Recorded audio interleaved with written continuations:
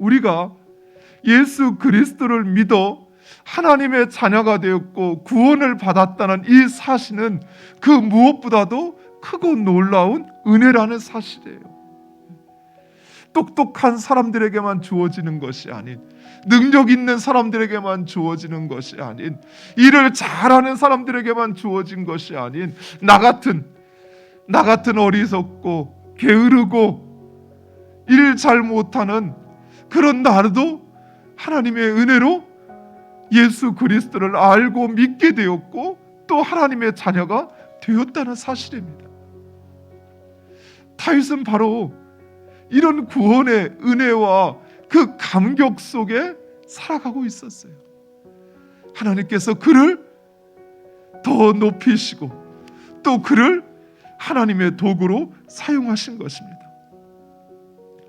비록 떵떵거리며 살지 못해도, 건강한 몸으로 살지 못해도 하나님의 자녀가 되어 그 하나님께서 우리와 함께 하시며 하나님의 사랑으로 우리를 지키시니 그 모든 것이 은혜요 축복인 것입니다.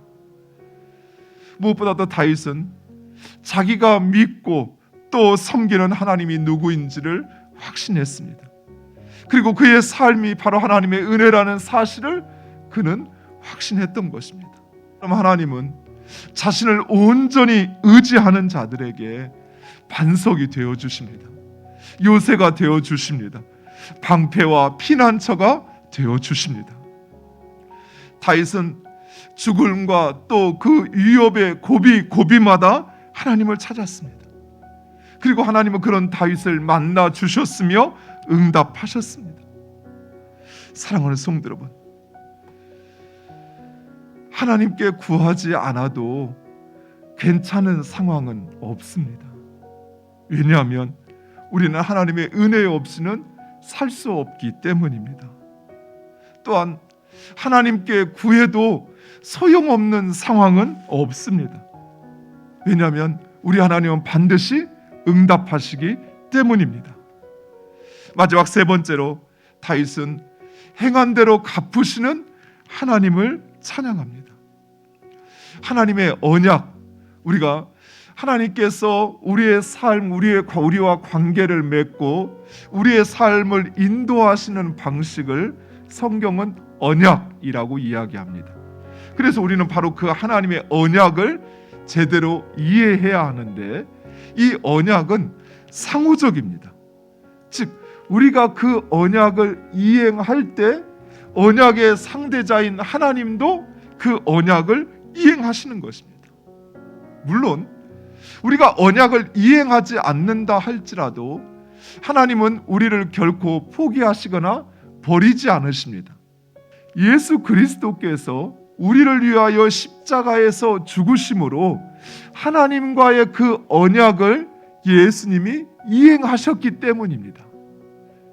즉 우리 편에서 보면 우리는 한 것이 아무것도 없어요. 그래서 은혜라고 표현하지만, 은혜 언약이라고 표현하지만, 그러나 예수 그리스도께서 우리를 대신하여 하나님과의 그 언약을 이행하여 주셨기에 우리는 아무것도 한 것이 없지만 하나님은 예수 그리스도 그분을 보시고 우리를 버리지 아니하시고 포기하지 않으시는 것입니다. 그러나 우리가 그 하나님의 언약의 말씀에 순종할 때 하나님은 우리의 삶 가운데 일하십니다. 따라서 우리가 하나님의 언약의 말씀에 순종하지 않게 되면 어떻게 될까요? 우리는 하나님의 책망과 하나님의 진노 아래 놓이게 되는 것이죠. 우리를 버리지는 않으시는데 하나님은 순종하지 않는 우리를 깨우쳐 순종하는 자로 만드시는 것입니다. 그래서 하나님은 끊임없이 우리를 책망하셔요. 그리고 그 하나님의 진노가 우리의 삶을 향하는 것입니다. 그것은 우리를 깨우쳐 돌이키기 위한 것이에요. 사랑하는 성도 여러분, 순종은 하나님을 나의 주로 인정하는 것입니다.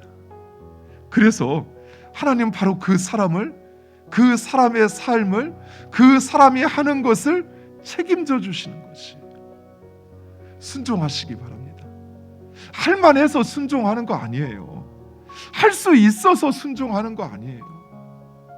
하나님이 나의 삶의 주인이기에 그분이 나를 책임져 줄 것을 믿기에 순종하는 것입니다. 사랑하는 성도 여러분, 하나님의 다윗이 깨달은 이 하나님이 누구인가라고 하는 것을 우리의 마음 가운데 확신해서 또 그 하나님의 은혜를 깨달아 하나님을 찬양하는 우리 모두가 되기를 간절히 축원드립니다.